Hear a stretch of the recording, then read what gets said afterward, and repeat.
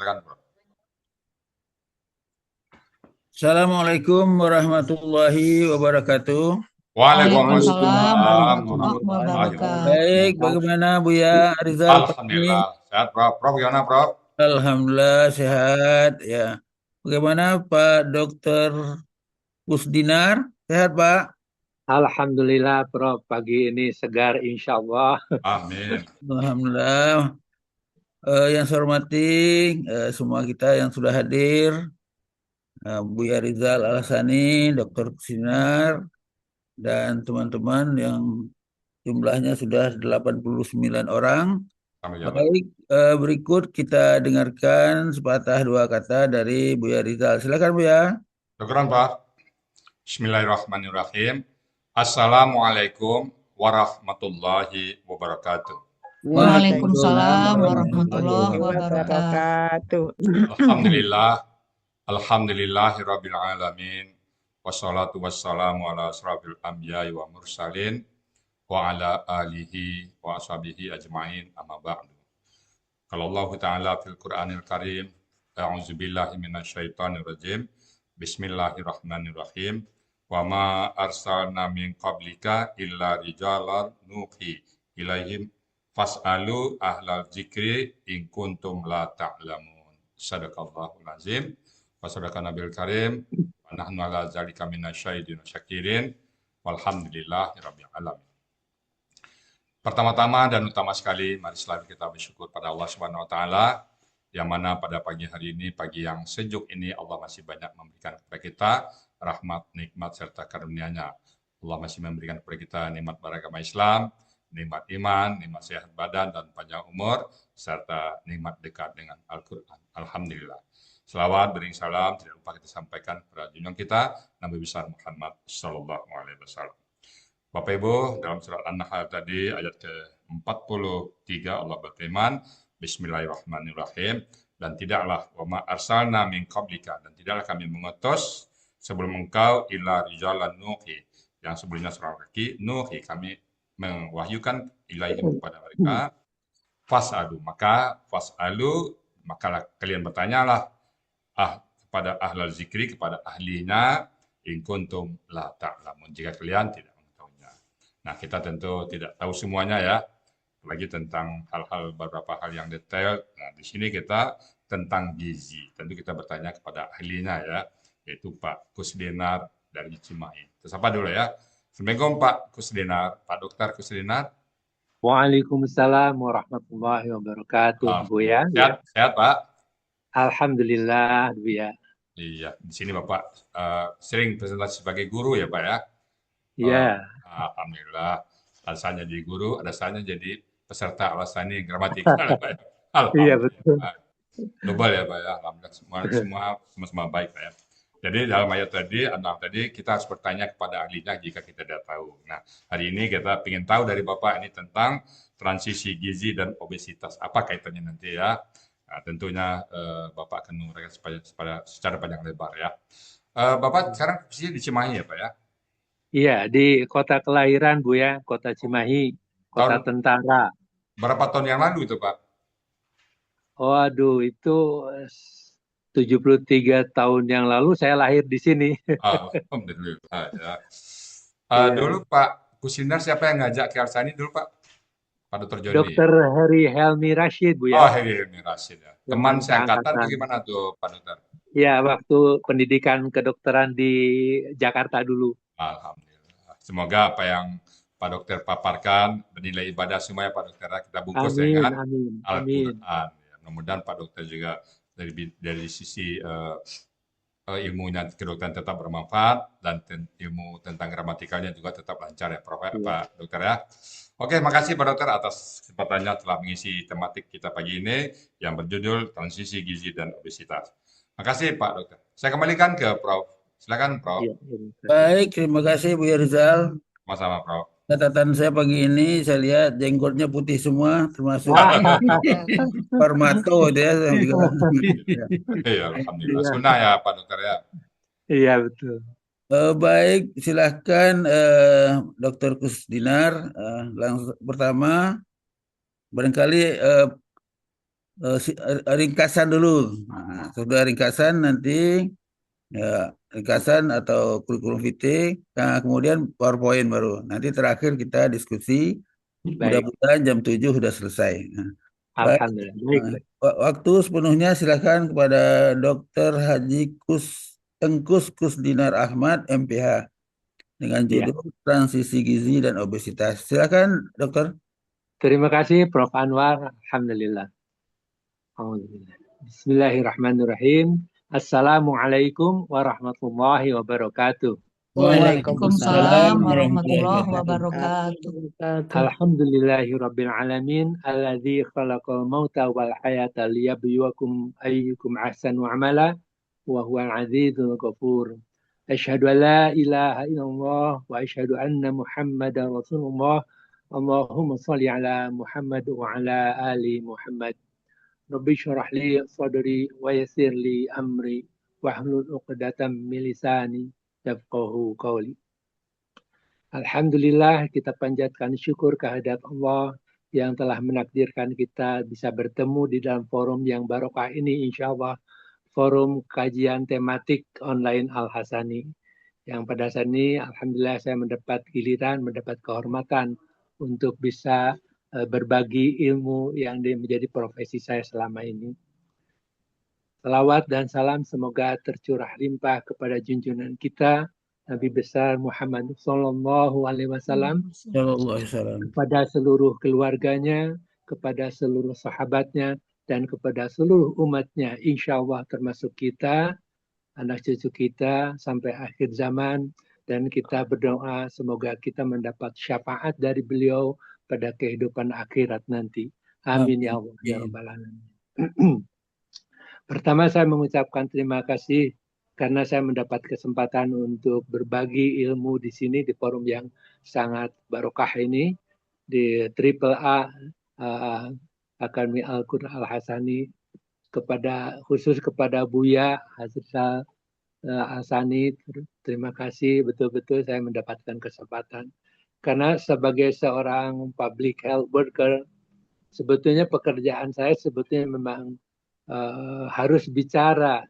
Jadi yang dikatakan NATO, no action, talk only, kira-kira seperti itulah ya. Walaupun mungkin tentu ada gerakan-gerakan yang lain dari kesehatan masyarakat. Saya Kusdinar Ahmad, lahir 28 Oktober tahun 53, jadi 73 tahun yang lalu di kota kelahiran saya sekarang, yang sekarang saya juga sedang tinggal di sini, di kota Cimahi, kota tentara, kota hijau. Ya. Kemudian saya mendapatkan pendidikan kedokteran dulu di Jakarta, bersama-sama itu yang mengajak saya Dr. Helmi. Itu tahun 73 saya masuk sana dan lulus tahun 80. Dari situ saya kemudian bekerja di Puskesmas, Pusat Kesehatan Masyarakat di Bali, dari tahun 81 sampai 84 akhir di Kecamatan Tabanan, Bali, Provinsi Bali. Tahun 85 sesudah saya menyelesaikan tugas sebagai wajib kerja sarjana, zaman dulu itu masih Inpres, kemudian saya bergabung dengan Fakultas Kesehatan Masyarakat Universitas Indonesia. Waktu itu masih di Depok dan bertugas sebagai pengajar. Kemudian tahun 87 saya mendapat kesempatan untuk belajar di luar dan mendapatkan gelar Master of Public Health dari UCLA, California, Los Angeles tahun 87 sampai 89. Kemudian saya juga mendapatkan kesempatan untuk melanjutkan ke timur, ke negara bagian New York pada tahun 89 sampai 92 untuk program S3 di sana. Tapi tidak sampai selesai karena pada waktu itu dana untuk program saya sudah habis. Kemudian saya kembali ke Fakultas Kesehatan Masyarakat. Tahun 2017 saya pensiun dari kegiatan resmi, tapi sampai dengan sekarang sebetulnya masih ikut mengajar di Fakultas Kesehatan Masyarakat UI. Jadi kira-kira itu serba singkat ya, perjalanan dari sejak saya pendidikan sampai dengan sekarang. Walaupun pada tahun 2017 itu sudah pensiun, tapi karena masalah kekurangan tenaga pengajar ternyata masih sampai dengan sekarang saya masih dikaryakan untuk ikut bergabung dengan teman-teman di Departemen Gizi Kesehatan Masyarakat, Fakultas Kesehatan Masyarakat Universitas Indonesia. Pada pagi ini, insya Allah, saya akan berbagi hal yang biasa saya lakukan tentang gizi, yaitu transisi gizi dan obesitas. Jadi kenapa obesitas? Fokus dari uraian kita hari ini adalah memang tentang obesitas, fokus utamanya. Dan perjalanan dari transisi gizi menuju obesitas itulah yang mudah-mudahan kita bisa uraikan di sini pada pagi ini. Kenapa obesitas menjadi sangat penting? Karena ternyata obesitas itu mempunyai dampak lanjutan. Dan dampak lanjutan itu sekarang betul-betul sudah nyata terjadi di negara kita. Bahkan sebetulnya secara global memang demikian itulah jadinya. Jadi obesitas itu mempunyai dampak ke penyakit tidak menular. Penyakit tidak menular yang tentu itu merupakan rangkaian yang alami kira-kira seperti itu secara global maupun secara nasional. Sehingga pada saat ini kita bisa mengetahui banyak sekali penyakit-penyakit tidak menular yang berkembang di masyarakat kita di Indonesia. Mulai dari penyakit hipertensi, penyakit jantung koroner, penyakit kencing manis, diabetes mellitus, atau penyakit kanker. Dan kita akan kupas nanti bahwa hal-hal itu, penyakit-penyakit seperti itu ternyata starting point-nya, awalnya itu adalah kondisi obesitas. Nah, jadi pada kesempatan ini, mari kita sama-sama mencoba mengurai tentang obesitas dan dampak serta faktor-faktor apa yang menjadi penyebab dari obesitas itu. Karena kalau kita hanya mengenal obesitas saja, kemudian kita mengetahui bahwa yang perlu itu dikaji, tapi kalau kita tidak tahu bagaimana cara untuk membuat solusi dari obesitas itu, maka kita tidak mempunyai kemampuan untuk menurunkan penyakit-penyakit tidak menular di masa yang akan datang.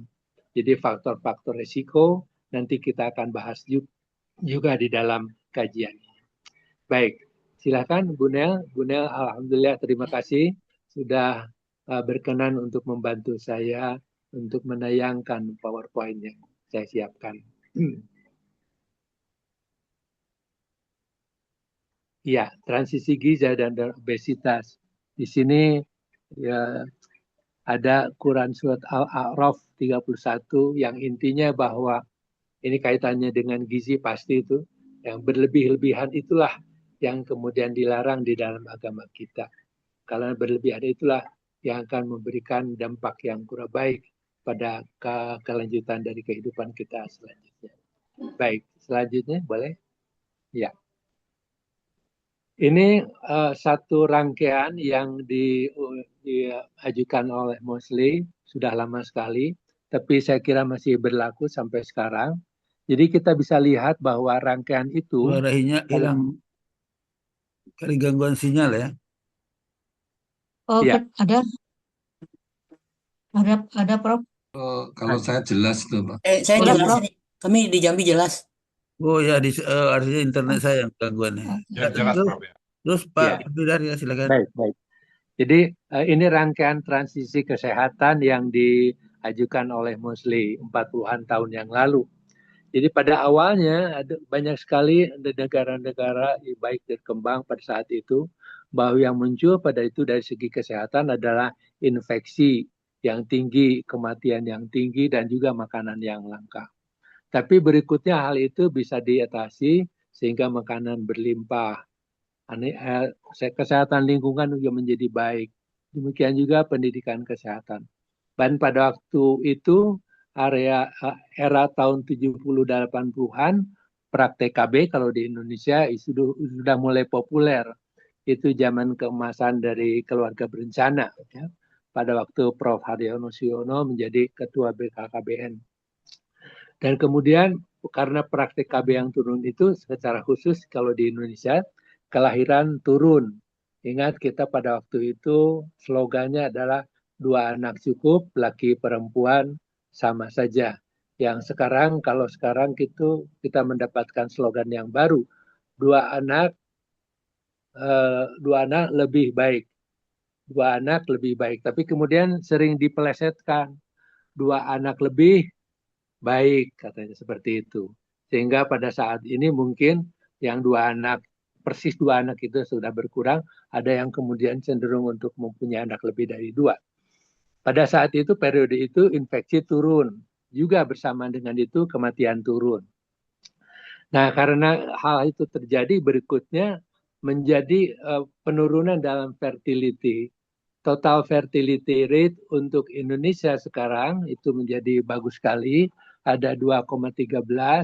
Artinya bahwa seorang perempuan dalam masa hidupnya sebagai yang individu yang bisa melahirkan pada usia 15-49 tahun, rata-rata itu melahirkan 2,13 anak.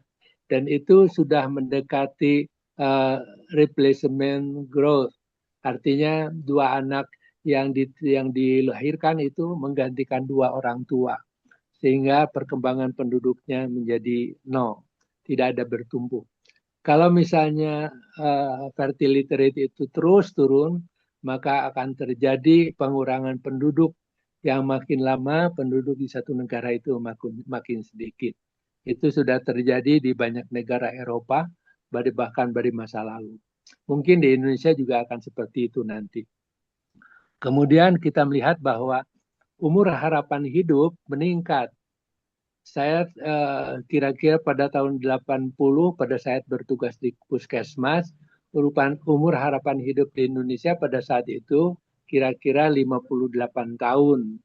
Di mana umur harapan hidup untuk laki-laki lebih rendah daripada perempuan. Laki-laki 56, kemudian perempuan 60. Tapi sekarang sekian puluh tahun berikutnya ternyata sekarang sudah meningkat banyak sekali dan rata-rata umur harapan hidup di Indonesia itu sekarang 70 tahun. Jadi seperti itu dan wanita itu memang lebih tinggi 73 tahun dan laki-laki 68 tahun. Nah, dengan umur harapan hidup meningkat sebetulnya menjadi alamiah akan terjadi penyakit gizi, penyakit yang disebabkan oleh penyakit yang berkembang menjadi penyakit tidak menular. Karena makin lanjut seorang berusia lanjut, maka ada peluang untuk penyakit degeneratif yang seiring dengan bertambahnya usia. Maka pada bagian akhir ini yang dikemukakan oleh Mosley, penyakit gizi lebih meningkat itu menjadi sesuatu yang memang alamiah akan terjadi. Berikutnya Bunda, silakan.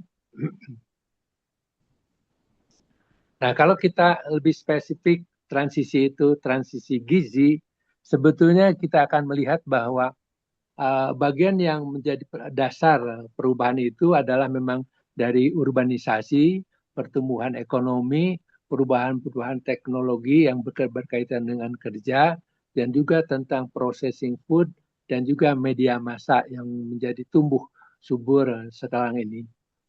Pada pola 1, 2, dan 3 itu adalah pola-pola yang telah kita lewati di masa lalu. Jadi masa-masa kelaparan, masa-masa kemudian kekurangan kelaparan itu menjadi nyata. Nah, kita sekarang mulai, bahkan sudah sebetulnya, pola yang keempat dan pola kelima. Di mana kita melihat bahwa banyak dari segi makanan yang sudah di mana-mana ya, kaya lemak, kaya gula, kemudian dari segi aktivitas fisiknya yang sudah ogah-ogahan, orang itu sudah sangat kurang di dalam aktivitas fisik. Kemudian pada saat itu berkembanglah obesitas. Sejalan dengan itu berkembang obesitas. Dan juga penyakit-penyakit yang tidak menular yang dikaitkan dengan gizi, nutritional related non-communicable disease, yang muncul pada pola yang keempat ini. Nah, pola keempat dan pola kelima sedang kita hadapi sekarang. Kita bisa melihat bahwa banyak makanan-makanan yang karena pabrikan itu, formula-formula, kemudian berkurangnya makanan-makanan yang bersumber pada sayuran atau buah-buahan, dan itu menyebabkan peningkatan di dalam penyakit-penyakit yang tidak menular yang berhubungan dengan penyakit dengan gizi. Ya, silakan Mulana. Ya. Nah, kita tahu bahwa determinan perubahan pola makanan itu ada yang meningkat, juga ada yang menurun. Ini kita sadari dan ini terjadi di sekeliling kita. Yang meningkat misalnya kita sudah cenderung untuk menggunakan pemanis berkalori, ya, berkalori terutama pada minuman, soft drink itu sebetulnya sangat membahayakan. Kemudian adanya karbohidrat rafinasi, pemurnian, sehingga itu juga menyebabkan hal-hal yang berkaitan dengan non-communicable disease. Kemudian juga peningkatan dan protein hewani. Lebih banyak kita mengkonsumsi daging-daging dibandingkan dengan konsumsi protein dari nabati. Kemudian juga adanya kenyamanan kalau kita makan di luar, ya. Kemudian juga di situ kita bisa melihat penyajian yang cepat yang berkembang kira-kira 2 atau 3 dekade. Gitu. Selain dari peningkatan, pola yang kita lihat juga adalah penurun dari polong-polongan, sayur, buah, kemudian juga waktu penyiapan makanan. Jadi determinannya itu dari seperti itu yang kita amati selama ini yang terjadi. Nah, kita akan mencoba melihat obesitas ini. Nanti akan ada penjelasan tentang mekanisme obesitas. Tapi kira-kira dengan adanya transisi kesehatan yang tadi diungkapkan oleh Mosley, dan juga dengan transisi gizi yang juga tadi telah diungkapkan, maka perubahan perilaku, peningkatan sosial ekonomi itu menjadi makin nyata, ya, yang menyebabkan prevalensi gizi lebih atau meningkat. Di sisi lain, lingkungan yang lebih banyak bersifat obsogenik yang mendukung terjadinya obesitas. Jadi misalnya makanan, minuman tinggi kalori, itu sudah pasti yang dijual atau yang diperdagangkan itu makanan minuman tinggi kalori itu banyak sekali macamnya. Di samping itu fasilitas aktivitas fisik yang tidak memadai. Zaman dulu puluhan tahun yang lalu di kota Cimahi ini ada suatu lapangan besar yang pada hari Sabtu banyak sekolah-sekolah dasar pada saat itu SD itu berkumpul di sana untuk beraktivitas fisik, main sepak bola, main apapun ya. Kejadian itu sekarang sudah sangat jarang. Pelan-pelan tapi pasti lahan-lahan seperti itu untuk olahraga sudah digantikan dengan untuk perumahan, seperti yang terjadi di sini, perumahan atau untuk pabrik-pabrik. Jadi fasilitas aktivitas fisiknya tidak memadai. Ada taman-taman dibangun, tapi taman-taman itu bukan untuk jogging area, tapi lebih banyak yang dipakai untuk duduk-duduk, ya. Kemudian juga ada tekanan dan stres dalam pekerjaan. Itu yang menyebabkan timbulnya obesitas juga, salah satu faktornya. Nah, gizi lebih ini terutama yang dikaitkan dengan penyakit tidak menular, mau tidak mau pada gilirannya nanti, mulai dengan obesitas, kemudian berkembang menjadi penyakit tidak menular, itu memberikan dukungan yang banyak sekali terhadap kematian akibat penyakit tidak menular. Sebagaimana kita ketahui misalnya pada 2 dekade terakhir ini, penyakit jantung koroner dan juga penyakit stroke itu merupakan cause of death, penyebab kematian yang utama di Indonesia. Dan prevalensi atau insiden dua penyakit yang terbesar itu masih terus berlangsung.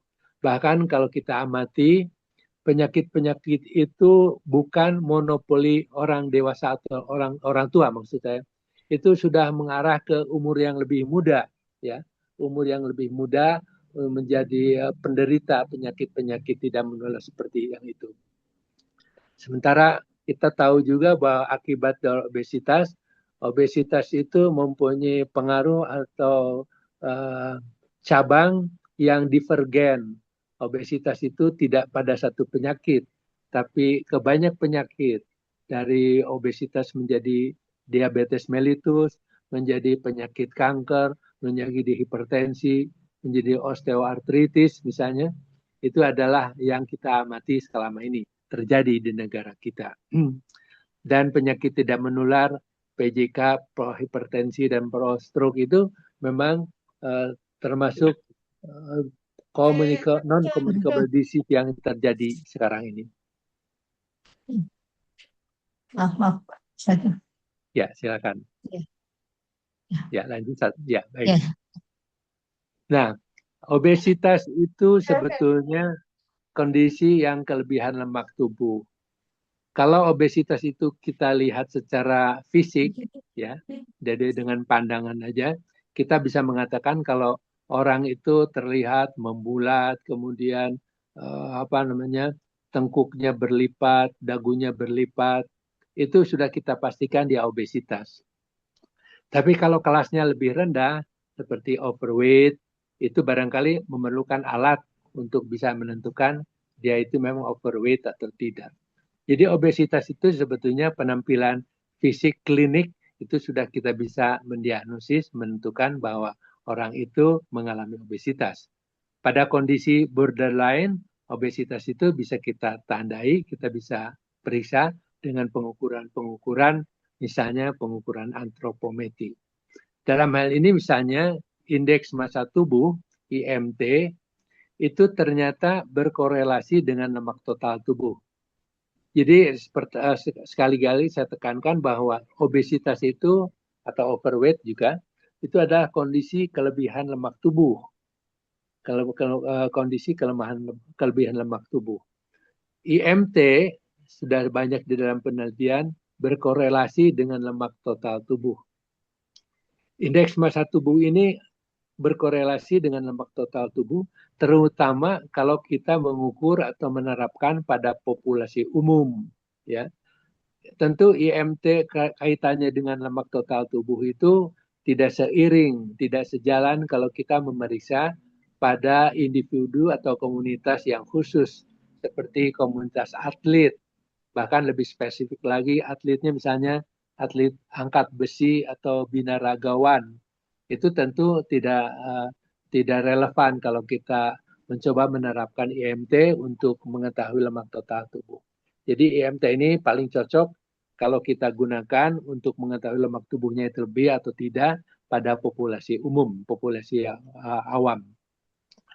Nah ini pada penelitian di masa lalu, studi epidemiologi, memang IMT itu ada kaitannya dengan kematian dan kesakitan. Ya. Boleh kita lanjutkan dengan slide berikutnya. Ya, misalnya ini kita lihat ada dua orang yang kalau kita ukur IMT-nya masing-masing mempunyai IMT yang sama, 22,3. Tapi ternyata persen lemak tubuhnya berbeda. Ini tentu pengukurannya lain ya, bukan pengukuran dengan antropometri, pengukuran tinggi badan dan berat badan, tapi menggunakan pengukuran yang lain yang bisa secara akurat menentukan berapa persen lemak tubuhnya. Misalnya ada pengukuran yang disebut dengan underwater weighing. Jadi kita mengukur berat badan di dalam tubuh, di dalam air, dan kemudian berat badan di udara, artinya di yang terbuka.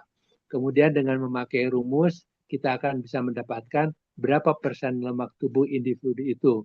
Tapi tentu itu adalah pekerjaan laboratorium. Tidak bisa kita kerjakan untuk massal. Nah, jadi seperti di sini kita melihat bahwa dua orang ini mempunyai IMT yang sama. tapi berbeda dalam persen lemak tubuhnya.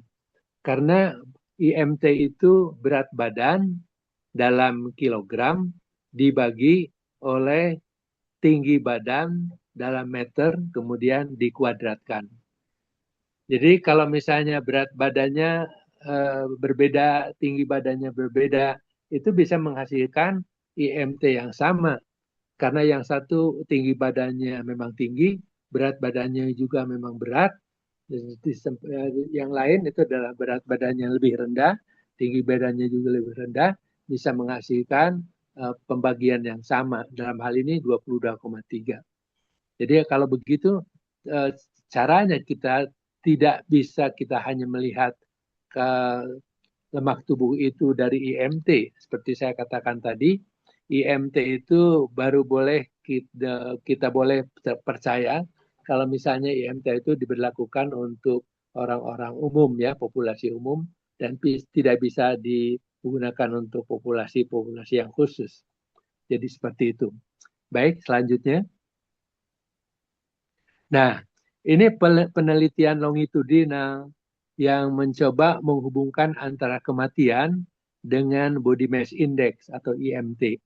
IMT ini satuannya kilogram per meter persegi.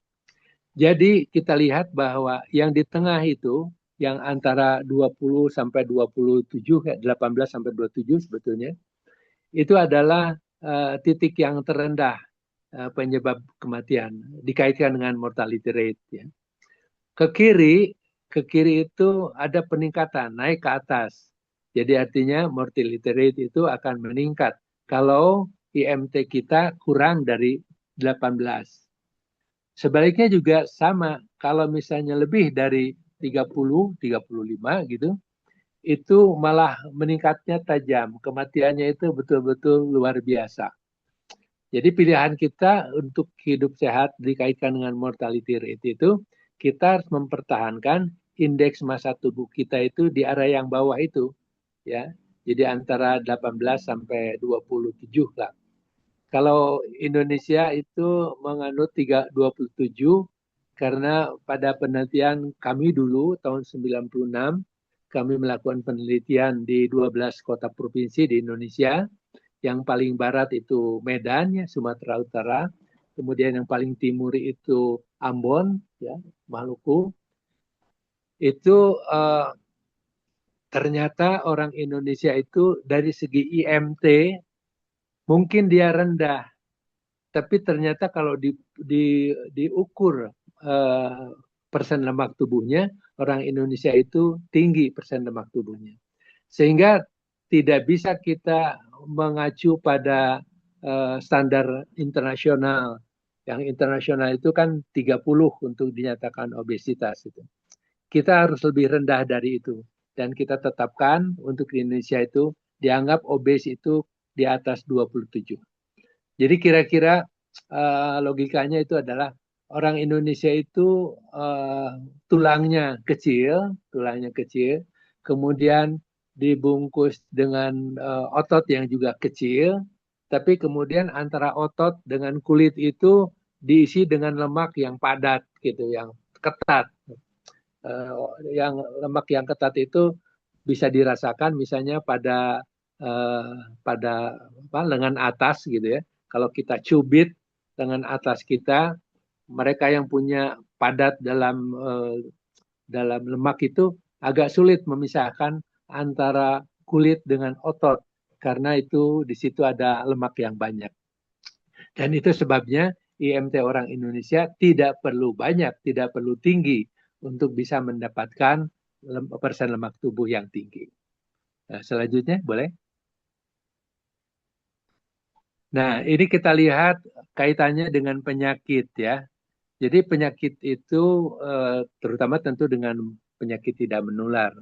Kalau kita lihat dari sisi obesitas atau tingkat obesitas, kita lihat bahwa kategori dari status gizi itu mulai dari underweight tentu ya, sampai dengan yang extreme obesity. Yang kita harapkan selalu kita dalam rentang yang normal. Jadi 18,5 sampai 24,9 itu yang normal. Kalau untuk Indonesia harus lebih rendah lagi, jangan 24,9 tapi 23. Karena 24,9 itu sudah masuk overweight dan itu sudah mempunyai persen lemak tubuh yang tinggi yang kalau dibiarkan akan menjadi obesitas, berpotensi untuk mengembangkan penyakit tidak menular. Di bagian kanan, dua yang kanan itu ada lingkar pinggang. Jadi kalau kita tidak mengukur berat badan dan tinggi badan, boleh juga kita mencoba melihat apakah saya gemuk atau tidak gemuk itu didasarkan dari lingkaran pada pinggang.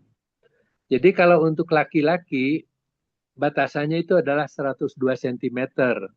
Untuk perempuan, 88 cm. Kalau ukuran celana laki-laki misalnya, nomor 30 itu adalah 75 cm, karena itu inci. Jadi kalau celana itu masih mempunyai ukuran 30, itu bisa dianggap aman karena kurang dari 102. Tapi kalau sudah 40, nah itu hati-hati itu. Sedikit saja ke 41, itu sudah melewati ukuran 102 cm. Dan ukuran di atas 102 cm itu dalam pengertian gizi yang berkaitan dengan penyakit, itu mempunyai konsekuensi yang sangat tinggi untuk terjadinya penyakit. Jadi dimulai dengan overweight yang resikonya itu meningkat, menjadi obesitas lebih tinggi lagi, sampai kalau misalnya lebih dari 40 itu betul-betul berpeluang untuk mendapatkan penyakit tidak menular yang sangat tinggi. Kira-kira seperti itu. Silakan berikutnya, Bu. Nah, cara yang lain juga untuk mengukur obesitas, kalau tadi lingkar pinggang itu biasanya kita ukurkan melalui pusat, boleh. Melalui pusat itu kita pakai sebagai ukuran. Tapi kalau orang yang masih punya pinggang, ukuran lingkaran pinggang itu adalah pada lekukan. Jadi masih ada lekukan, maka di situ kita sebut lingkar pinggang. Tapi kalau kita misalnya sudah tidak punya lekukan itu, boleh dijadikan pedoman melalui pusat. Nah, berapa sentimeter kalau kita ukurkan mid-meter kita di situ. Nah, di samping lingkar pinggang, itu berarti ukuran tunggal, boleh juga kombinasi rasio lingkar pinggang dan lingkar panggul. Nah, ini untuk wanita dianggap obes kalau lingkar pinggang itu dia dengan lingkar panggul dibandingkan itu hasilnya lebih dari 0,85. Sedangkan laki-laki rasio lingkar pinggang panggulnya itu lebih dari 0,9. Jadi kalau misalnya seorang laki-laki mengukur lingkar panggulnya itu 100 cm. Lingkar panggul itu diukurkan pada pada bagian pantat ya, yang paling menonjol. Nah, di situ diukurkan berapa senti di situ.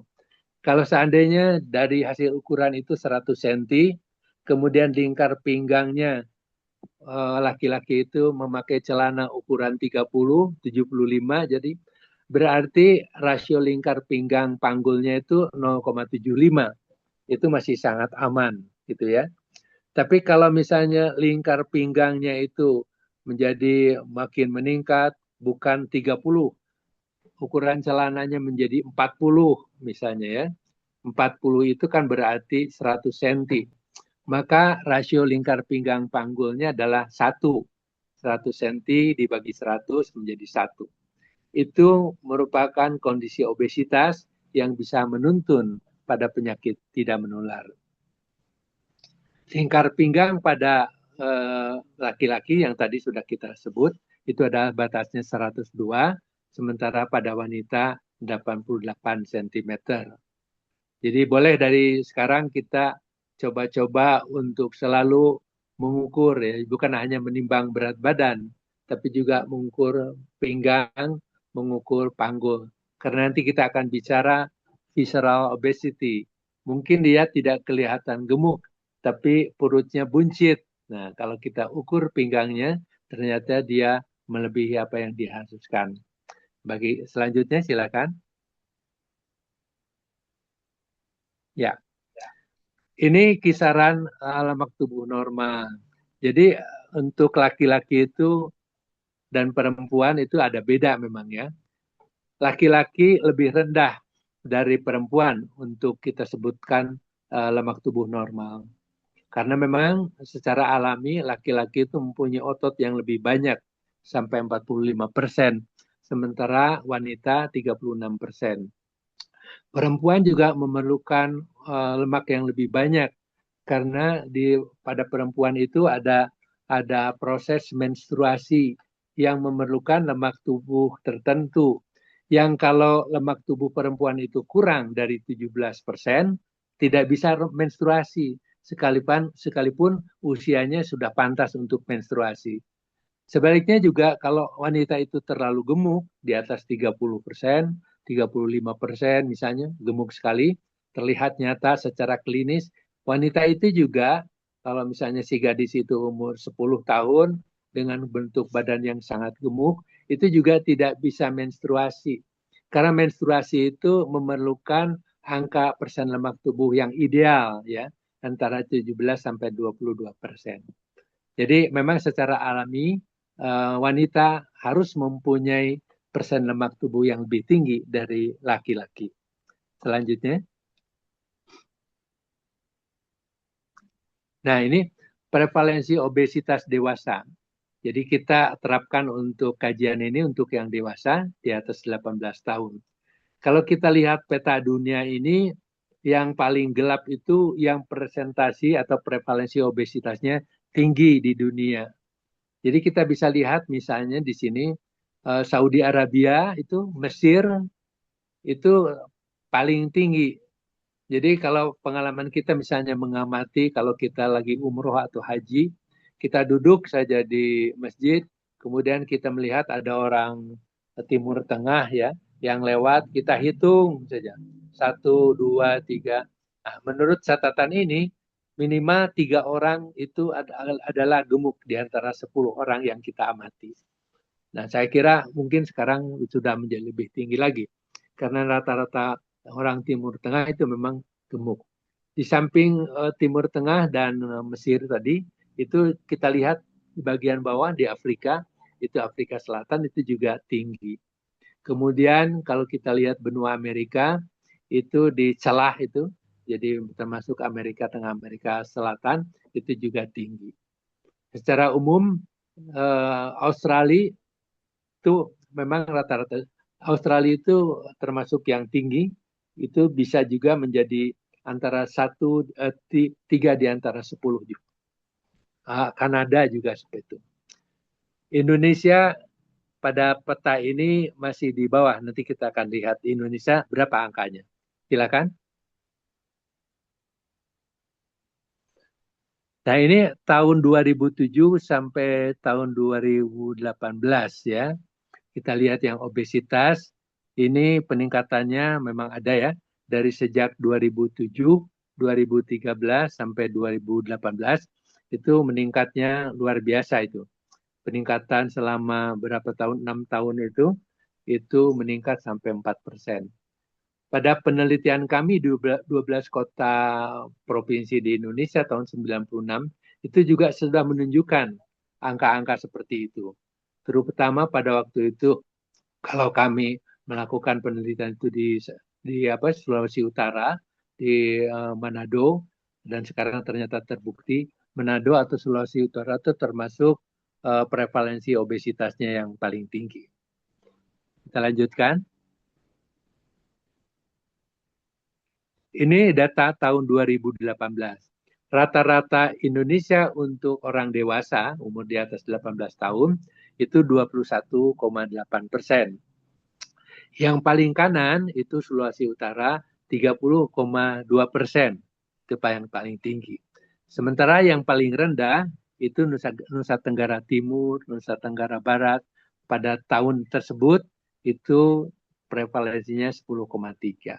Jadi kita memang mengenal ya Nusa Tenggara Timur itu sebetulnya beban gizinya bukan pada obesitas, tapi pada stunting dan pada stunting utamanya ya. Ya, karena pada daerah itu dulu banyak terjadi famine. Lanjut.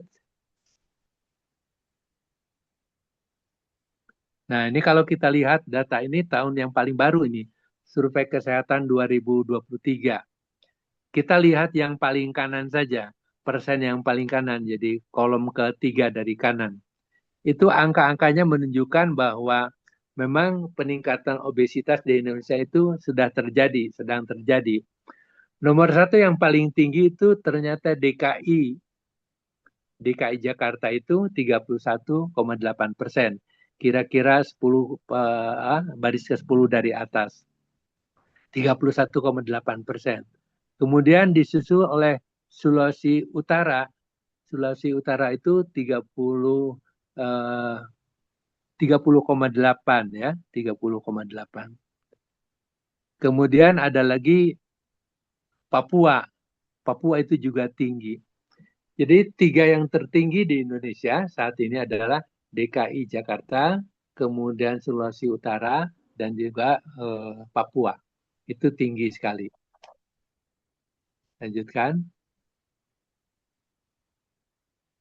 Kalau di dunia itu penduduk populasi yang di kepulauan di Samudra Pasifik seperti Nauru, Samoa itu termasuk yang paling tinggi prevalensinya.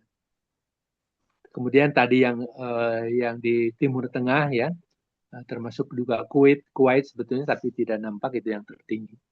Sementara kalau kita lihat yang paling rendah di dunia, prevalensi obesitas yang paling rendah itu masih dipegang oleh 3 negara. Di Asia itu Korea Selatan dan juga Jepang. Kalau di Eropa itu Perancis. Jadi 3 negara itu masih memegang rekor sebagai prevalensi yang terendah di dunia. Nah, ini obesitas sentral. Jadi jangan dianggap bahwa obesitas itu kemudian harus menyebar ke seluruh tubuh ya, menempati di bawah-bawah kulit itu. Nah, sekarang kecenderungannya bahkan sudah bergeser banyak. Itu yang kita sebut dengan obesitas sentral. Jadi kegemukannya itu terlihat pada perutnya yang buncit. Secara makro keseluruhan melihat badannya itu tidak tampak gemuk ya. Dagunya tidak berlipat, tengkuknya juga, kemudian lengan-lengannya tampak sepertinya kurus. Tapi begitu kita melihat perutnya, dia ternyata mempunyai lingkar perut atau lingkar pinggang yang besar ya. Dan ini tentu berbahaya karena mungkin orang itu tidak menyadari bahwa itu adalah semacam bom waktu ya, yang kemudian akan meledak pada satu waktu di kemudian hari. Ini laki-laki pada segala umur itu bisa terjadi. Bahkan yang sebetulnya mengkhawatirkan bukan laki-laki yang sudah paruh baya atau lansia. Laki-laki di usia bawah 30 tahun, mereka dengan perut buncit itu sudah banyak. Ya, tidak kelihatan, tapi kalau misalnya di tempat-tempat yang terbuka, di kolam renang, kita akan bisa melihat. Apalagi kalau kita ukur dengan teliti, itu terjadi obesitas sentral itu. Pada wanita itu pun terjadi, tapi terutama kalau wanita itu pasca menopause. Jadi umur 49-50 ya ke sana, itu tampak bahwa wanita mengalami obesitas sentral. Apa faktor resikonya? Faktor resikonya itu kalau di kita tidak terlalu ini ya, alkohol. Dan yang paling jelas sekarang ini adalah kurang aktivitas fisik. Jadi sedentary lifestyle itu yang sudah memasyarakat di kita sekarang ini. Kalau laki-laki bentuk badannya itu ya apple shape. Jadi memang bulat gitu ya. Sementara kalau wanita itu ada pear shape. Dia menjadi gemuk di bagian paha. Obesitas sentral ini menjadi berbahaya karena di dalam obesitas sentral itu jaringan adiposa visceral yang ada di dalam perut itu mensekresi hormon adipokin yang memicu inflamasi dan penyakit. Terutama kalau kita secara khusus dikaitkan dengan penyakit jantung koroner. Tapi ada baiknya juga bahwa kalau kita berupaya untuk menurunkan berat badan, dan kita selama ini misalnya mengalami obesitas sentral, kalau exercise-nya itu memadai, maka lemak yang kemudian akan hilang pertama itu memang dari perut. Yaitu kehendak Allah seperti itu. Luar biasa ya. Jadi mekanismenya itu penurunan lemak yang didahulukan itu ternyata penurunan lemak di daerah sentral, ya di daerah perut. Kita lanjutkan. Nah, inilah yang kita khawatirkan. Maka kita memang memerlukan untuk mengkaji obesitas ini. Karena obesitas itu memang memberikan dampak. Kalau seandainya obesitas itu biasa-biasa saja, orang obes, orang gemuk itu senang saja, hidup bahagia, tidak mempunyai pengaruh apa-apa untuk masa depannya, barangkali sehat, senang-senang saja. Itu seperti lambang bona fiditas ya. Kalau kurus kelihatan menjadi orang miskin, kalau gemuk kelihatan menjadi orang kaya. Itu bonabilitasnya di situ. Tapi yang kita khawatirkan itu adalah obesitas memberikan dampak kesehatan pada periode berikutnya. Dan itu banyak sekali. Bisa terjadi DM tipe 2. Dan sekarang yang berkembang memang diabetes mellitus tipe 2 karena obesitas. Sudah sangat jarang atau sedikit sekali, mungkin 10% yang diabetes mellitus tipe 1, juvenile, yang sifatnya diturunkan. Sekarang ini penduduk kita mengembangkan penyakit kencing manisnya untuk dirinya itu akibat obesitas. Jadi termasuk insensitivitas insulin karena kegemukan. Hiperlipidemia, nah itu terjadi. Jadi kandungan kadar-kadar kolesterol, trigliserida yang ada di dalam darah itu meningkat. Betul bahwa hiperlipidemianya itu menjadi salah satu penanda untuk terjadinya penyakit jantung koroner, tapi secara teori sudah ada perubahan. Kalau dulu kita mengatakan hiperlipidemia atau hiperkolesterolemia itu berbahaya. Jadi kalau misalnya berapa kolesterolnya? 300. Kemudian orang mengatakan, wah hati-hati, itu nanti akan menjadi penyakit jantung koroner. Itu kalau kita bicara tentang kolesterol total. Tapi ilmu yang baru itu bukan ke arah hiperlipidemia. Itu istilahnya menjadi dislipidemia. Jadi seandainya seseorang mempunyai kolesterol 300, tapi dia mempunyai fraksi kolesterolnya yang baik HDL, kolesterol baik tinggi, misalnya 75, maka begitu kita bagi total kolesterol yang 300 dengan HDL yang 75, hasilnya itu 4. Maka secara teori ya di dalam pengalaman empirik itu angka 4 sebagai pembagian dari total kolesterol dibagi oleh HDL itu masih aman. Karena batasnya itu 4,5. Jadi kalau dulu 300 kolesterol itu dikhawatirkan, sesudah kita mempunyai pengetahuan baru tentang fraksi kolesterol, ternyata Allah itu menciptakan bukan kolesterol total saja. Dengan berkembangnya ilmu pengetahuan dan alat kedokteran, kita bisa mengetahui bahwa fraksi kolesterol itu ada HDL, kolesterol baik, ada LDL, kolesterol jahat, bahkan ada VLDL, very low density lipoprotein, dan kemudian kilomikron. Jadi kita melihat dua aja, HDL dan LDL. Jadi tadi kolesterol dibagi oleh HDL misalnya hasilnya 4, itu dianggap aman. Tapi sebaliknya kalau kolesterolnya itu katakanlah 200, mungkin kita anggap rendah. Bersamaan dengan itu kalau kita lihat kolesterol baiknya hanya misalnya 40, itu rendah sekali karena HDL itu diharapkan sangat tinggi. 200 dibagi 40 itu hasilnya 5. Nah, dengan teori yang baru, dislipidemia, 5 itu beresiko untuk penyakit jantung koroner.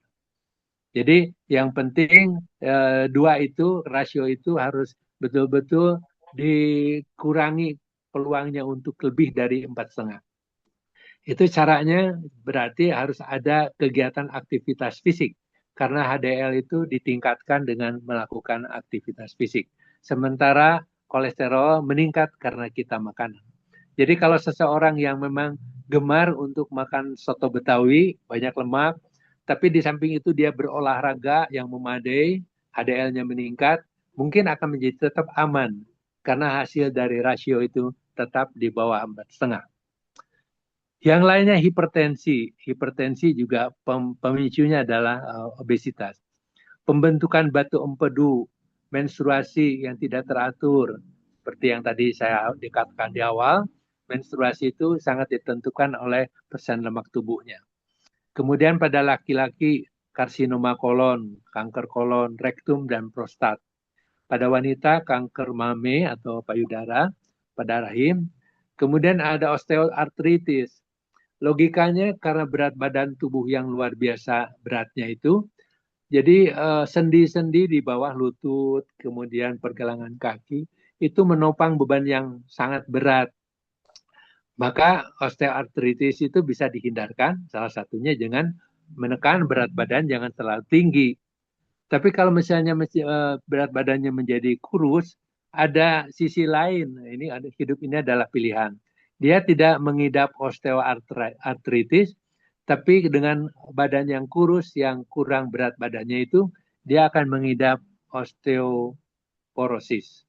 Jadi osteoporosis itu akan tidak berkembang kalau kita punya beban tubuh yang bagus. Sementara dia akan berkembang kalau kita tidak mempunyai beban yang bagus. Kemudian ada juga gangguan tidur, ya, tidak bisa bernapas, ya, dan secara emosional atau psikososial itu tidak percaya diri. Lanjut. Faktor resiko obesitas itu ada genetik faktor, tapi itu rendah sekali. Kemudian dari gender, lebih baik kita mengatakan dari segi jenis kelamin seks, ya. Memang banyak laki-laki dibandingkan dengan wanita. Dan banyak wanita yang obes daripada laki-laki.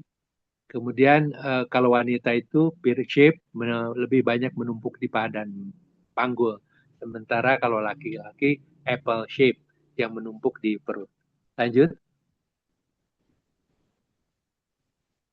Faktor resiko obesitas. Nah, kita mulai nih, harus mencoba mengkaji faktor resiko obesitas itu apa saja. Pertama, umur, ya. Secara alamiah memang umur itu meningkat dan itu juga akan meningkatkan persen lemak tubuh. Jadi itu alamiah sebetulnya, ya. Tapi itu tentu kita bisa jaga dengan pola makan kita. Yang kedua, inactivity. Sedentary lifestyle itu menyebabkan tidak banyak bergerak, pengurangan dalam energi yang kita keluarkan tentu. Kemudian sosial ekonomi. Sesuai dengan transisi kesehatan atau transisi gizi tadi yang kita sebut di awal, maka negara-negara yang makin maju berpeluang sosial ekonominya juga meningkat, dan itu dengan sendirinya itu menuntun pada overweight dan obesitas. Nah, sementara di negara maju, mereka yang banyak obesitas itu justru pada orang-orang yang sosial ekonominya rendah. Misalnya kita lihat di Amerika, American Black itu kelihatannya lebih banyak kok yang obesitasnya. Jadi orang-orang kulit hitam di Amerika yang obes itu jauh lebih banyak dibandingkan dengan orang-orang kulit putih. Karena pilihan makanan mereka yang bergizi rendah tapi lemaknya banyak. Lanjut.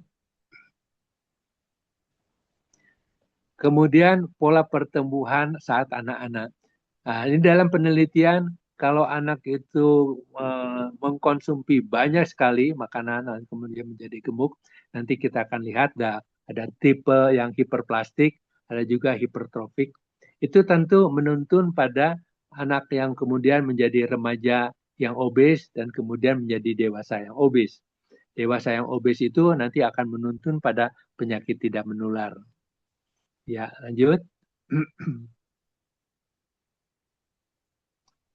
Faktor risiko obesitas yang lain adalah lingkungan. Dan ini paling menentukan sebetulnya, ya. Jadi kita harus lebih memperhatikan lingkungan ini dibandingkan dengan genetik, ya.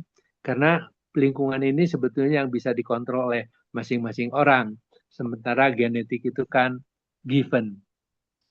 Jadi hal-hal yang berkaitan dengan makanan cepat saji, minuman yang ada di mesin-mesin yang mudah kita peroleh, kemudian makin terpinggirkannya minuman air putih yang tidak pakai apa-apa, makanan yang tinggi kalori, kemudian pola hidup yang sedentary, tidak mau bergerak banyak, hidupnya dari pintu ke pintu, keluar dari pintu rumah, masuk ke pintu mobil, keluar dari pintu mobil, masuk ke pintu lift, kemudian begitu seterusnya, itu menyebabkan aktivitas itu menjadi sangat rendah.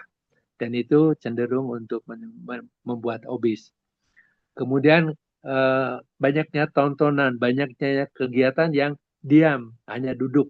Apakah itu menonton TV atau bermain video game. Seperti itu yang banyak terjadi pada anak-anak. Nah, itu banyak sekali terjadi sekarang. Sehingga pada seorang anak, penelitian dari teman sejawat dulu, pada seorang tubuh anak SD itu terjadi double burden. Double burdennya apa? Yang pertama dia undernutrition pada satu gizi, yaitu kekurangan zat besi, tapi di sisi lain dia overburden, dalam pengertian kalorinya terlalu banyak. Kenapa? Apa yang terjadi pada anak itu?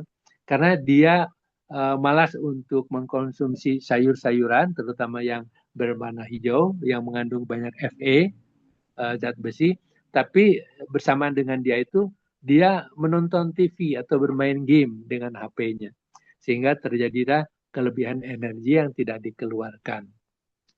Kita lihat juga banyak kegiatan di sekolah yang makin menurun dalam kegiatan yang aktivitas fisik di luar, lebih banyak di kelas. Ini yang menyebabkan terjadinya pengurangan aktivitas fisik yang menimbulkan penumpukan dari lemak di dalam tubuh.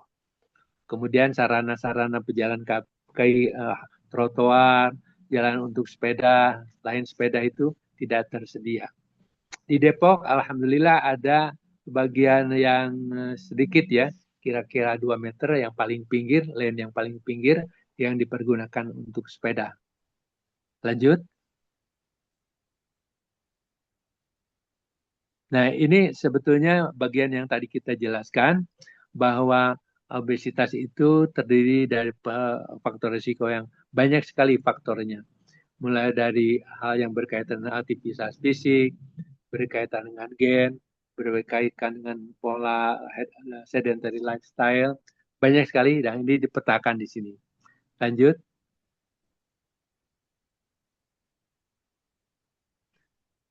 Nah, ini kita lihat di dalam tubuh kita itu sebetulnya ada pengatur supaya kita tidak obes. Karena obes itu sesuatu yang tidak normal sebetulnya, menjadi penyakit bahkan. Obesitas dijadikan penyakit pada sebetulnya sudah sangat lama. Tahun 48 WHO sudah menyatakan itu sebagai penyakit. Tapi kemudian 2013 American Medical Association itu menyatakan, mendeklar itu obesitas itu menjadi penyakit. Dulu obesitas itu hanya sebagai status gizi, ya.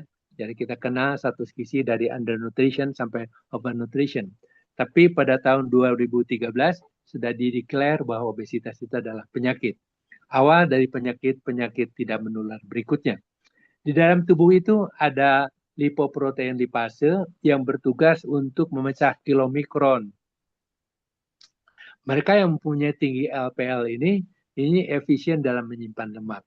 Jadi lemak yang dimakan disimpan, lemak yang dimakan disimpan karena lipoprotein lipasenya banyak. Sementara itu ada leptin. Leptin ini dikeluarkan oleh sel lemak sesuai dengan porsi lemak yang disimpan tubuh. Jadi kalau lemaknya disimpan, maka leptin dikeluarkan untuk menekan selera makan. Ini kan mekanisme pertahanan tubuh sebetulnya. Kemudian akan meningkatkan pengeluaran energi. Jangan sampai tersimpan terus tidak dikeluarkan, maka itu akan menumpuk. Jadi sebaliknya kalau kehilangan lemak, leptin tidak diproduksi sehingga selera makan itu meningkat. Jadi ini sebetulnya mekanisme pertahanan tubuh. Selanjutnya, ini hasil percobaan mengenai leptin dan grelin. Lanjut saja. Nah, pasangan yang lain atau lawan yang lain dari leptin itu adalah grelin. Grelin itu juga hormon di dalam tubuh dikeluarkan oleh lambung. Jadi dia itu adalah lawan dari leptin. Nah, jadi kalau seandainya kita mendapatkan proses atau mekanisme yang dilakukan oleh grelin dan leptin ini tidak bekerja dengan optimal, maka proses itu menghambat untuk tidak terjadinya obesitas. Jadi akan terjadi obesitas. Kepada hipotalamus, dia itu mempunyai peran untuk menstimulasi selera makan. Jadi kalau ada grelin, itu akan keinginan untuk makan. Ada satu sindrom yang disebut sindrom yoyo. Kalau seseorang misalnya mempunyai berat badan 80 kg, kemudian dia berjuang karena IMT 8 dengan berat badan 80 dan tinggi badan 160 cm, itu jauh di atas 27. Nah, dia berupaya untuk menurunkan berat badan. Nah, karena dia intensif sekali, turun berat badannya. Turun berat badannya misalnya sampai 9 kilo, 10 kilo. Tapi ada kelalaian yang menyebabkan kemudian dalam 6 bulan berikutnya, dalam 6 bulan kemudian, dia kembali mempunyai berat badan 80 kilo. Dan itu diulang-ulang seperti itu fenomena atau sindrom yoyo artinya. Naik turun. Dan ini terjadi karena tubuh memang memiliki ambang untuk nyaman. Dia berupaya untuk mempunyai lemak tubuh tertentu yang dia anggap itu adalah nyaman. Jadi untuk mereka yang mempunyai berat badan itu memang harus berjuang keras. Jangan sampai terjadi fenomena yoyo ini. Karena fenomena yoyo itu menjadi pulang pergi, naik turun itu membahayakan sistem di dalam tubuh kita. Lanjut. Nah ini fat cell theory. Jadi seorang anak itu hati-hati kalau seorang anak itu terlalu banyak makan sesudah umur 3 tahun masih dia gemuk begitu ya. Itu yang terjadi kemungkinan ada hyperplastic obesity. Jadi pertumbuhan dari sel-selnya itu menjadi lebih banyak. Jadi makin banyak dari sel itu berarti nanti harus diisi dengan sel-sel lemak. Itu berbahaya. Sementara ada sisi yang lain yang itu hipertrofik.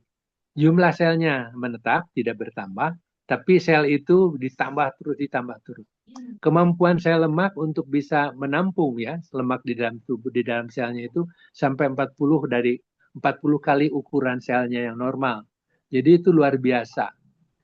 Jadi seorang yang bisa gemuk luar biasa itu karena memang sel itu mampu menampung 40 kali ukuran normalnya.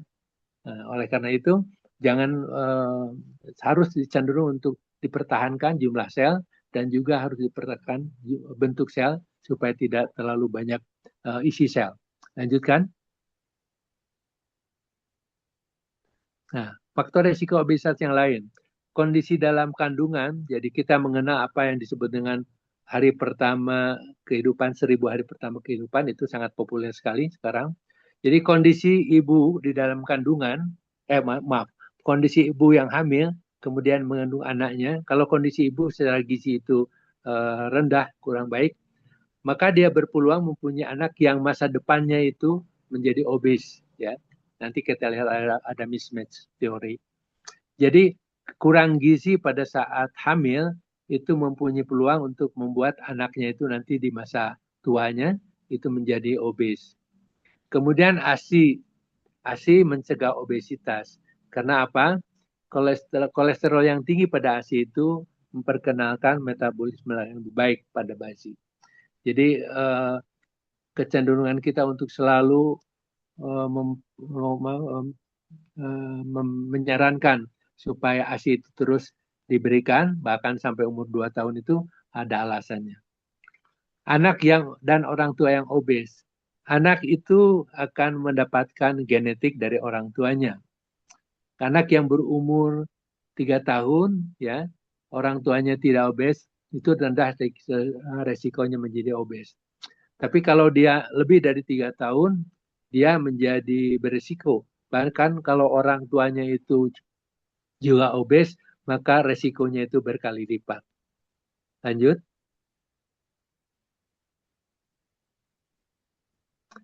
Ini ada dua faktor ya, hunger dan appetite. Jadi kalau yang hunger itu memang fisiologis, mengenai selera yang makan itu bersifat psikologis. Jadi seseorang yang stres bisa dia malah menjadi pengemil yang terus makan, makan, makan. Atau sebaliknya juga, ya stres itu malah dia tidak membiarkan makan masuk ke dalam mulutnya. Nah, di sini ada 2 pusat pengaturan di otak, yaitu lateral hypothalamus, itu merupakan feeding center, kemudian medial hypothalamus satiety center. Jadi 2 ini juga bekerja sama. Ini juga salah satu mekanisme di dalam tubuh yang ujung-ujungnya adalah untuk menjaga seseorang itu dari kegemukan. Silakan. Ini yang kita sebut tadi apple shape untuk laki-laki dan pear shape untuk perempuan. Jadi bentuknya khas kalau untuk wanita itu gemuknya, lemaknya ditumpuk pada bagian pahu, panggul dan paha. Lanjut. Ya, secara sederhana sebetulnya obesitas itu berkembang karena energi intake, energi masuknya itu lebih besar dari energi keluar. Jadi kalau ada seorang yang mengatakan, saya makannya cuma sekali kok, tapi kenapa badan saya itu tetap tidak turun atau bahkan bertambah? Ya, karena makan sekali itu tidak disertai dengan pengeluaran energi yang sesuai dengan makan sekali itu. Jadi kalau hidupnya sedentary lifestyle, dia makan, tapi kemudian sesudah itu tiduran, duduk, tidak mengerjakan pekerjaan rumah, dia membaca, nah itu energi yang keluarnya itu tidak memadai untuk mengeluarkan energi yang dia makan. Kalau itu bertambah terus, makin lama makin tinggi penumpukannya. Secara pribadi misalnya, saya mempunyai berat badan waktu mahasiswa 52 kilo. Tapi sekarang sudah menjadi berumur sekarang ini 66 kilo. Nah itu pertambahan itu berarti secara gradual terjadi selama sekian tahun. Nah ini sekarang upaya diturunkan menjadi 62. Karena memang yang terbaik itu adalah mengurangi berat badan, ya, dengan sendirinya yang kita harapkan adalah mengurangi persen lemak di dalam tubuh. Jadi konsumsi energi yang tinggi itu kalau dia energinya yang masuk lebih besar dari yang dikeluarkan, itu pasti akan terjadi obes. Jangan termakan oleh iklan-iklan yang menyatakan bisa menghancurkan lemak. Lemak hanya bisa dihancurkan dengan exercise. Jadi pengeluaran lemak itu harus dikeluarkan dengan mengambil energi lemak untuk dipakai sebagai exercise. Lanjut. Ya. Jadi keseimbangan energi itu, kalau seseorang makan banyak, ya, kemudian dia kurang mengeluarkan energi, kurang aktivitas, maka itu sudah pasti akan menjadi gemuk. Bagaimana pengeluaran energi komponennya? Energi itu dikeluarkan melalui basal metabolic rate. Itu persentasenya paling tinggi. Jadi kalau kita diam, kita mempunyai jantung yang harus berdenyut. Kita mempunyai paru-paru, mempunyai otot paru, otot dada yang harus kembang kempis untuk bernafas. Kemudian juga otot kita, kalau kita berdiri itu juga tonusnya harus dipertahankan. Kemudian seperti itulah yang menjadikan itu energi dikeluarkan.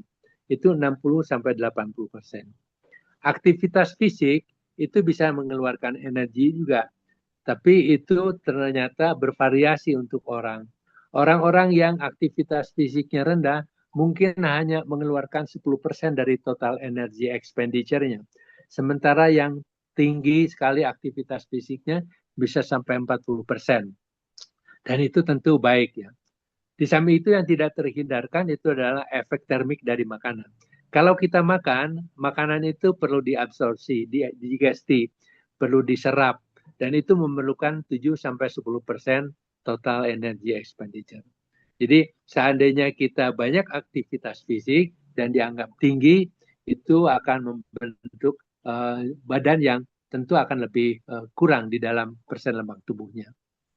Sementara energi dalam tubuh juga, penyimpanan energi dalam tubuh juga itu memerlukan untuk energi.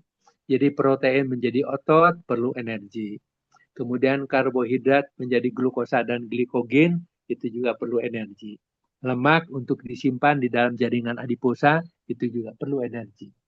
Silakan.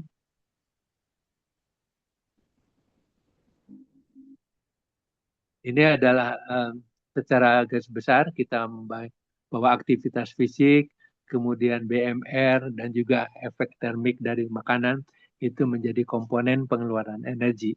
Lanjut.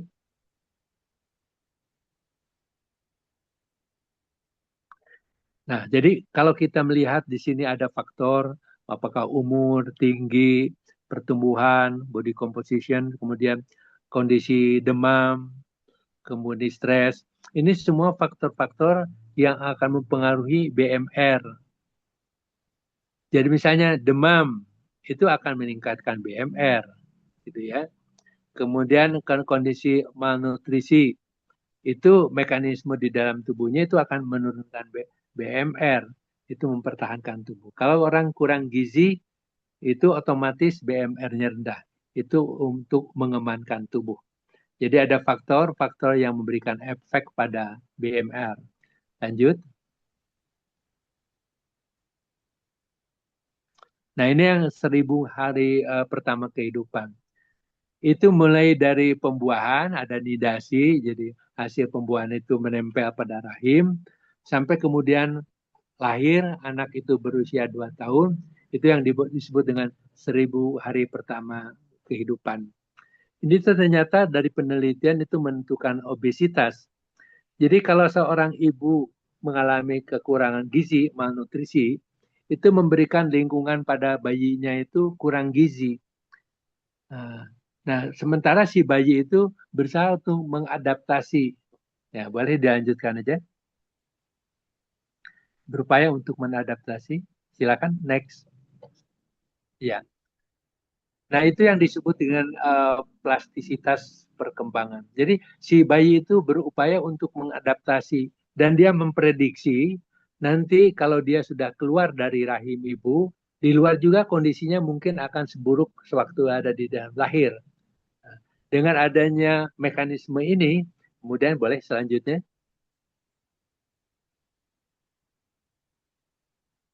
Janin meresponsnya itu dengan kondisi gizi yang buruk itu diajarkan kepada bayi untuk melakukan adaptasi.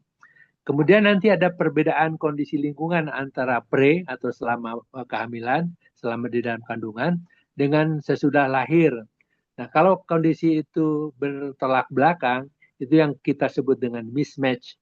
Yang diantisipasi berbeda, tidak seharusnya oleh si janin.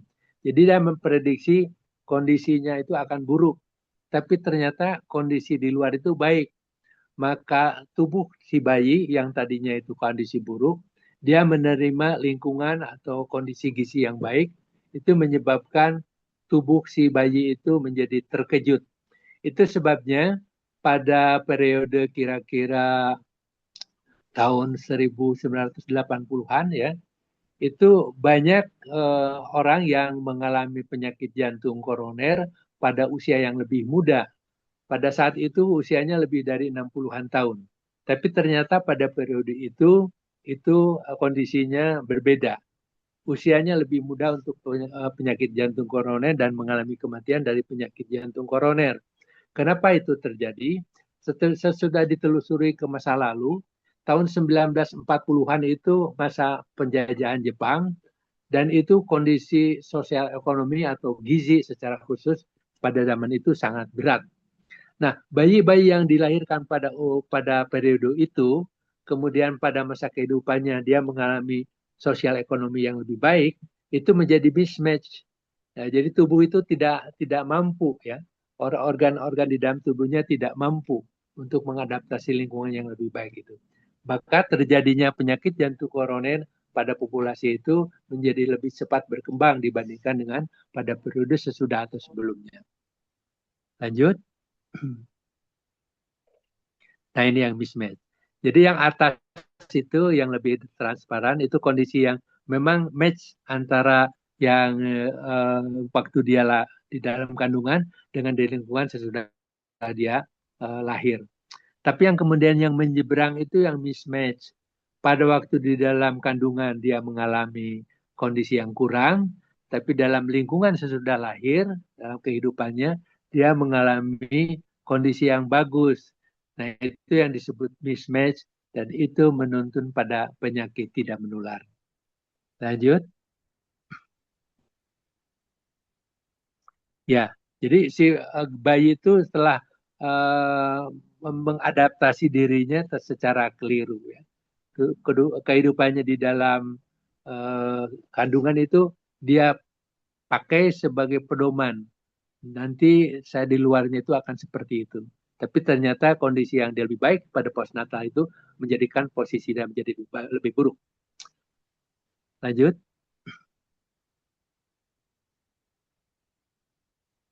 Nah, pada akhirnya kemudian kita akan kembali untuk mencoba mencari solusi bagaimana obesitas itu tidak terjadi.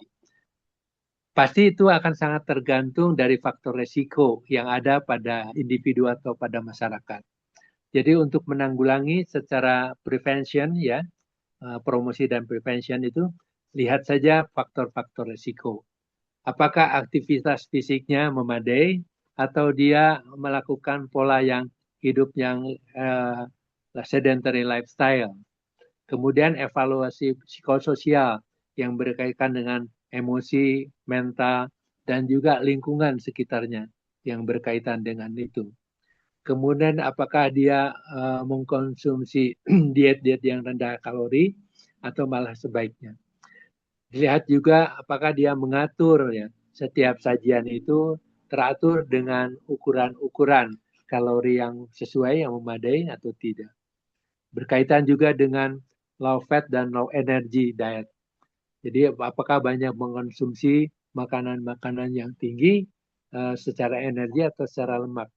Demikian juga apakah dia mengkonsumsi karbohidrat yang rendah, sementara untuk proteinnya itu tinggi.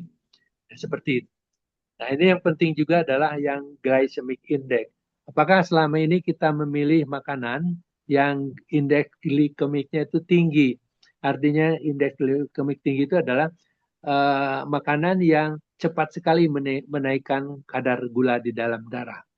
Sebagai contoh misalnya kita mengetahui bahwa kentang rebus atau kentang bakar itu dibandingkan dengan itu mempunyai yang indeks glikemik yang rendah, ya. Indeks glikemik rendah. Tapi jangan sangka nanti kalau kentang yang digoreng itu menjadi tinggi. Malah sebaliknya kalau untuk yang digoreng. Karena apa? Karena dengan adanya lemak, adanya minyak, ya, itu ternyata proses pencernaannya menjadi lebih lambat.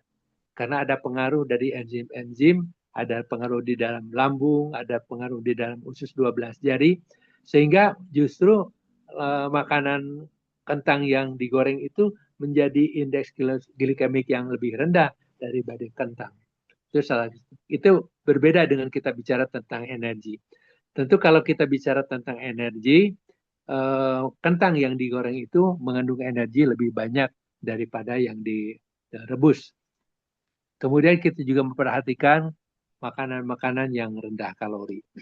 Itu manajemennya itu kira-kira sekitar itu. Selanjutnya, ini kita lihat ada garis biru di bawah. Ini sepanjang kehidupannya tidak terlalu banyak meningkat, ya, hanya seperti itu saja. Jadi artinya ada di bawah dan rendah. Tapi kalau kita lihat yang dianggap sebagai faktor resiko yang lebih tinggi itu adalah faktor-faktor yang ada di atasnya, yang dengan bertambahnya umur itu makin meningkat, bertumpuk, berakumulasi. Jadi genetik untuk obesitas itu tidak terlalu penting. Kehidupan kita selama kehidupan dari sejak fetal life sampai dengan orang tua atau lansia itu yang menentukan terjadinya obesitas. Ya, lanjut. Ya, jadi sampai di sini tampaknya saya harus berhenti dan mohon maaf apa yang saya sampaikan itu mungkin belum seluruhnya sempurna, tapi itu yang bisa saya sampaikan dan saya mohon untuk mendapatkan juga kritikan atau saran dari audiens yang hadir di sini. Terima kasih Bu Nelly, saya akhir sampai di sini dulu. Sama-sama. Assalamualaikum warahmatullahi wabarakatuh. Waalaikumsalam warahmatullahi wabarakatuh. wabarakatuh. Barangkali Pak Dokter kita menjawab beberapa pertanyaan di sini. Kolom chat sudah ada 2 pertanyaan dan sudah ada yang raise hand. Barangkali saya mulai dari yang di kolom chat.